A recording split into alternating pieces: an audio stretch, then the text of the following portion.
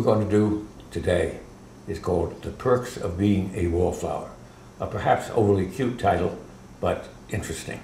It is a best-selling young adult novel, and the author is Stephen Chbosky, who would never sell the movie rights because he said he would make the movie himself. The movie reminds you a lot of Catcher in the Rye. Teenage boy who is entering high school, having spent a year away as in a hospital for a nervous breakdown. And of course, how is this teenager going to find friends? And it's all about the terrible problems of being a teenager in today's world. I was crying in the picture. I love the film. I feel I've seen this movie 40 times in one guise or another. It's very deja vu, the whole concept of high school and a friendless teenager.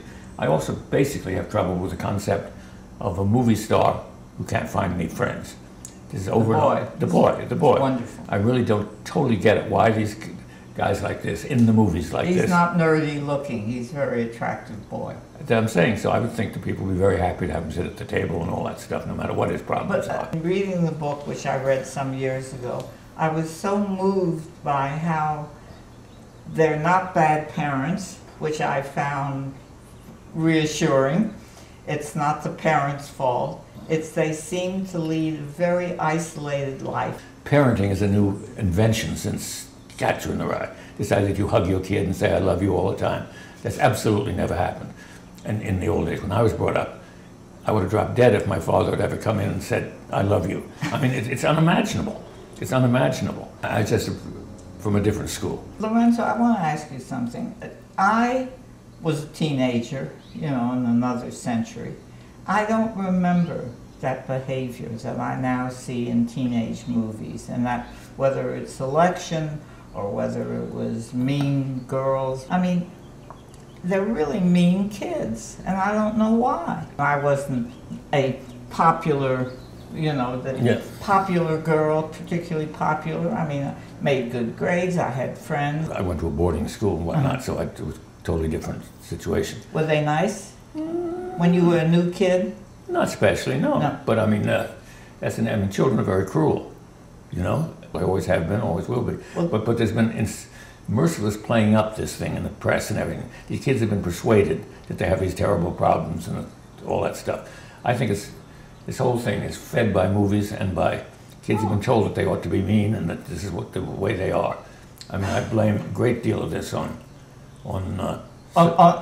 reading their press releases? Reading their press releases about how mean they are, very well put. And they like that, and so they act meaner. But I'm trying to remember my own high school time. I know that I never had a discussion about whether someone was those years would be queer, right, or a fairy. I don't think I even knew what a fairy was. I mean, I think I was a step back from that. Yeah, I never. I mean, I didn't even know what it was. It was not in any way a problem. No. It's just we're not mentioned. It did not happen. We didn't know. Someone might say someone was a sissy. I remember that phrase. But no phrase that we couldn't conceive of a sexual act between two like people. We never would imagine that a 7-year-old boy or an 11-year-old girl could have been sexually abused. The difference is that sexuality and sex of all kinds, homosexual, sexual abuse, sexual identity, wanting to be transgenderized or whatever it is, seems to be now among children who are 12, 13, 14, or 15. And we had to grow up and go to college before we even found out about it. Why, do you think? We were better. Very simple. We were better people. A movie I wrote called Flash Gordon. My favorite line in it, when Ming the Merciless is threatening death of every kind to Earthlings, the girl, Dale, says, you know, but you can't beat us. And he says, why? And he says, because we are better. Maybe it's the fact that everyone now can speak out. I found these children, they broke my heart. They seemed so innocent in their world. and they have already dealt with so many terrible things. But they're all the same themes. It's very conventional now. It's become a conventionalized thing. There's going to be a gay story, and there's going to be an abuse story.